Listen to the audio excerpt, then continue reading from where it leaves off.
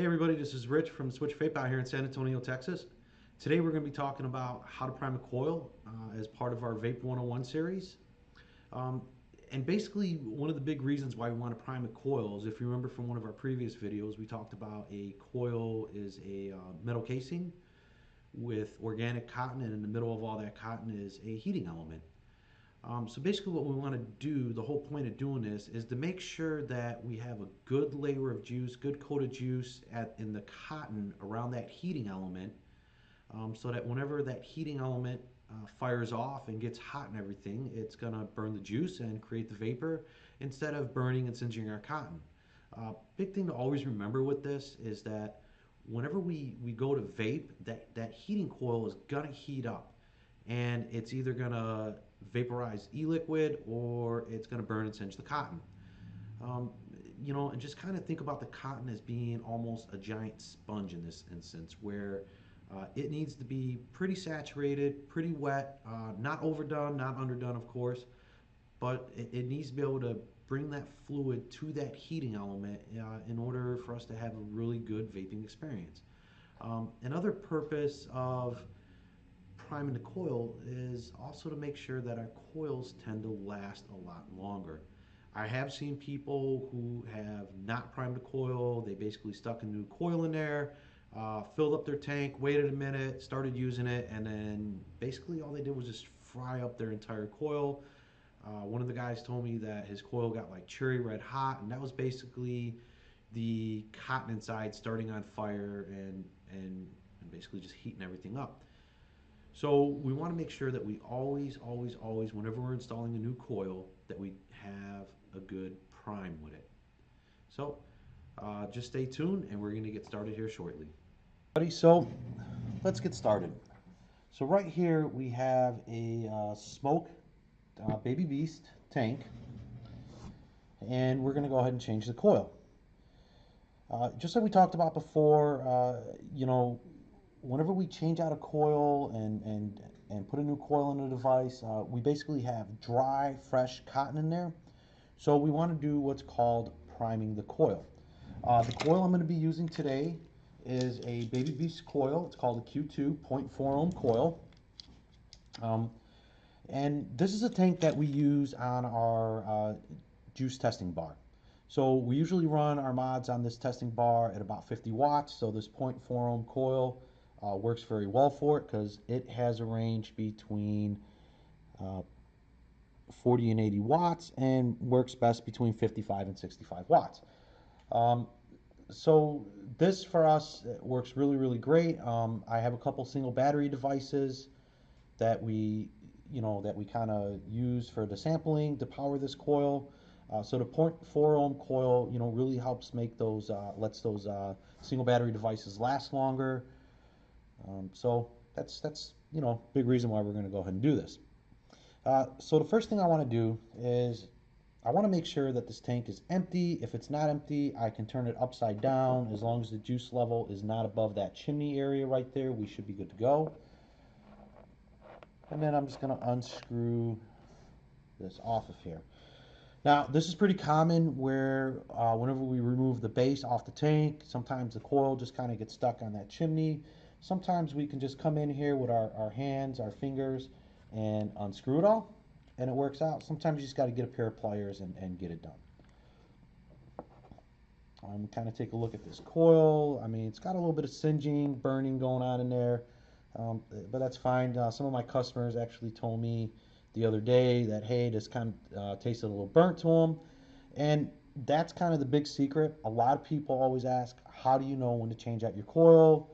Is it time-based? Is it not time-based? It is absolutely not time-based. You know when to change out your coil whenever you're vaping and it tastes like real funky, maybe has a burnt taste to it, and basically gets to a point to where you don't like the flavor rolling out of there anymore, and it's time to change it out. And that's different for everybody. It's very, if you're just getting into vape, it's something you're going to find that's a very unique thing to vape, is that vape itself is very subject to the user's preference. So one person may not mind the little bit of a burniness going on. They might actually like it. I've heard some people say that. I personally don't.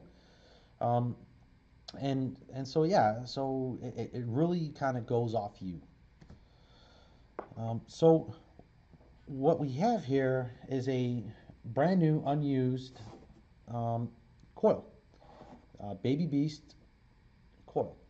And just like we talked about before, a coil is nothing more than a metal casing packed with organic cotton. And in the middle of all that organic cotton, I don't know if you can really see this very well, uh, there's a heating element. The cotton absorbs the juice, feeds the juice to that heating element, and then that's basically how we're creating our vapor whenever we push the button on your mod, and then the electricity then goes up to the center pin right here to this bottom of this base where you can kind of see this little area right here makes that connection down in there, and then that's basically the electrical connection, kind of like an electric stove at this point. Then that heating element starts heating up, and then that's how we're going with it. Um, when we talk about these heating elements and we talk about different things, just remember typically the lower the resistance. So when I said it's a zero point 0.4 ohm coil, that means it's got a little bit of a higher resistance. It's sub ohm, but it's got higher resistance than maybe something that you might use in here that's a 0.15 ohm. The best way I can explain how the resistance affects the coil would be to equate it to a light bulb. If you have a 60-watt light bulb and you have a 100-watt light bulb, typically the filament in a 60-watt light bulb is a higher resistance, uses less energy, if you would, to power it, whereas a 100-watt light bulb, the only thing that's different is that filament is lower resistance, which consumes more energy in order for that light bulb to get powered, and it burns brighter. Coils are the same way. The higher the resistance on the coil, the less wattage it's going to use, but the trade-off is it doesn't burn as hot or as intense, whereas a lower ohm coil, the more energy it wants to use, and it burns hotter and more intense. Um, Prior to sub ohm, we had like 1.2 ohm coils, 2.2 ohm coils, 1.8 ohm coils, and those only used 7-watt devices. The flavor that kind of came out of those tanks was not very good. Didn't get a lot of vapor production. Uh, and personally, once sub ohm really hit the scene, that's when I was actually able to quit smoking because the amount of vapor that was being produced. It gave me more of that smoking sensation to really allow me to put those cigarettes down and just stick with vape only. Um, and then, of course, from the first sub-ohm devices, we move into these more advanced sub-ohm devices, which burn even hotter, more intense. They really, really, really bring out the flavor. And, the side effect of all that, it also amplifies the effects of the nicotine. So prior to sub-ohm, it was very common for people to use a 12 nic, 18 nic, very high nicotine levels. You had really thin fluid, 60-40 blend was very common. Then we got into sub-ohm where, those sub-ohm devices could handle a little bit more of a thicker fluid because they increase the surface area on the cotton absorption. And and then we were able to basically bring out more of the flavor. It amplified the effects of the nicotine. So, I mean, I remember on my first EVOD pen, I was like at a 12 nic. That really didn't feel like it was enough. And then when I got to my first Kangaroo sub-ohm device, I literally went to a 6 nic right away. And then from there, as coils got better, I was really able to drop my nicotine intake from a 6 to a 3, and now I just kind of bounce around, because I use a big old Tia V8 tank, and now I bounce between, a 3 and a 0, 1.5. Sometimes I'll take a 0 and a 3 if I don't have a 1.5 available, and I'll go ahead and, just make my own 1.5. So, in order to prime this coil, I know I'm kind of getting off track, is I'm going to take a dropper full of the juice that I'm using, and I'm just going to kind of coat the inside of this coil. And what this is doing is I'm making sure that all this cotton around this heating element is basically absorbed with juice. Because what I don't want to happen is have a dry spot in here and then when I'm vaping, um, I get a little singe on the cotton. Then I kind of get this intermittent burnt taste that isn't always prevalent, but it kind of happens every once in a while. I've had that happen to me, and it's annoying. The only way to really fix it is honestly to change out your coil. But for the most part, if you do a good job priming your coil, you don't have much to worry about with this. All right. Now, if you overdo it, it's not a big deal, right? We got a couple drops of juice down here. We overdid it a little bit. All I'm going to do is I'm going to take a rag, paper towel, whatever it is I'm using, and I'm just going to kind of get the excess juice out of here. Remember, we did talk about, cotton is kind of like a sponge at this point. So if you do overdo it, it is possible to oversaturate this or get this to a point where, it kind of just starts leaking out of the bottom here a little bit. It's usually not a big deal. There's there's a balance between how much juice is actually in this coil and how much and what wattage you have this set at. So if you have this coil, if you have this tank, if you have your mod set at a lower wattage than probably what the best range is on here, you're the person that kind of takes that heavy draw. What you're doing now is you're pulling more fluid into this coil than what that heating element's able to burn off, and then that excess fluid kind of just builds up in here, and it has to go somewhere. And you notice how it goes straight through. There's a hole. So think about a sponge. If a sponge is oversaturated, it just starts dripping. This is the same thing. If it's oversaturated, it's just going to start leaking through here. So I mean, if you kind of get in that situation, it's not a big deal. Sometimes you just crank up your mod a little bit, burn off the excess juice, or worst case is you just kind of pull it apart like this, and then we just kind of get the excess juice out of here. I'm not trying to dry off the cotton or anything like that. All I'm trying to do is get the excess off. Now, the next thing we're going to do is take the coil and put it into the base. This is kind of sometimes where I see people get it wrong. Some people like to start from the top and screw everything in here first and work their way down to the bottom. The reason why I say not to do that is because notice how we have these two seals right here, these two O-rings.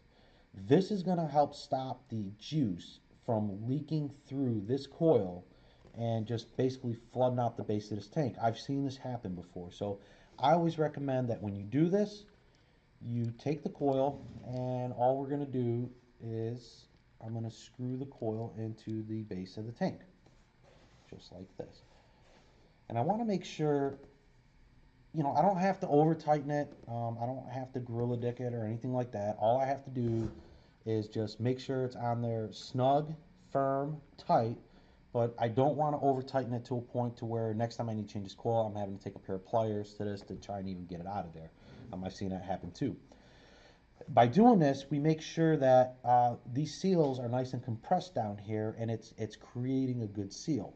I've seen it happen where people, when they screw it into the top of the tank first and they put it in here, you barely catch that last thread, or you don't just get a good seal on that O-ring. So I have seen that happen. It's up to you how you want to do it, but I always recommend that you do it like this. Then the next thing I'm going to do is I'm just going to, real easy, I'm going to take the top of this tank. This one's a very easy thing to do, and all I have to do is just screw it on here. Now, because this is a Baby Beast tank, it's a very easy to fill tank. All we have to do is swivel open the top like this. Now, this is the part that some people get a little confused on. Remember when we talked about earlier that this area right here, the top, toward the top here is the chimney, which connects to this coil. The top of this chimney is right here, and if we were to flip this over, you would see that this is where we would put our drip tip. And then, of course, as you use it, the coil heats up. The cotton feeds the juice to the coil. The heating element heats up, creates the vapor, and then that's up here is where you're vaping the vapor out of. Remember, our coil had a hole that went straight through there. So if you were to take your juice and you were to start filling up from this middle hole, all it's going to do is go straight through your coil and out this bottom air chamber through these air holes right there. So very important whenever you fill in a tank is know where you're supposed to fill it from. On this Baby Beast, I know where to fill it from, of course, which is right here from this little side slot. This tank holds about 3.5 mils of juice, so it's pretty, it's kind of small for capacity, but gets the job done.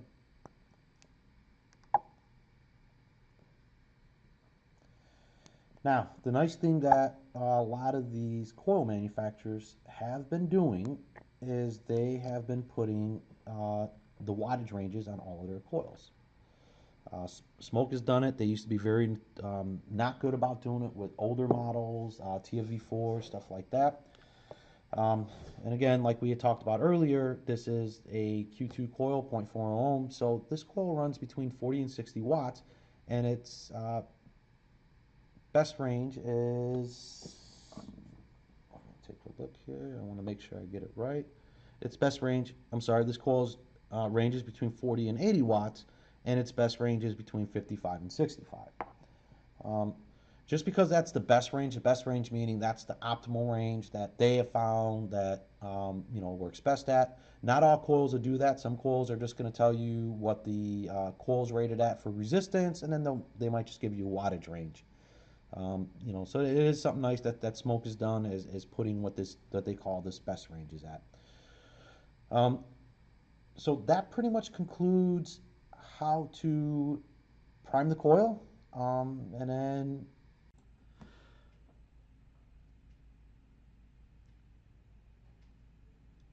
all right, everybody. So we're back. Um, really not difficult to change a coil, right? I think that it's just as long as you kind of first few times you're doing it, really just kind of sit down, take your time, be methodical about it. You don't have to overthink this. It's a pretty easy thing to do. It's pretty basic, but I do know that even when I first started, there was a lot of questions on how to do it, and not a lot of videos. Um, how we just did that coil today is exactly how we set up everybody's tanks and mods and devices whenever they come in the shop and they purchase a new kit from us. It's exactly what we do. It's exactly what we go over. We do this day in, day out. I've been doing this every single day, just like that for over 2 years now. Um, so believe me when I tell you that is probably one of the best ways that we have found to do a coil, uh, and just keep it really simple. There's no reason to really overcomplicate it. Thanks for watching, and if you really liked our video and you want to know more, please like the video below, and please subscribe to our channel because we are going to have a lot more things coming out. Thank you and have a good day.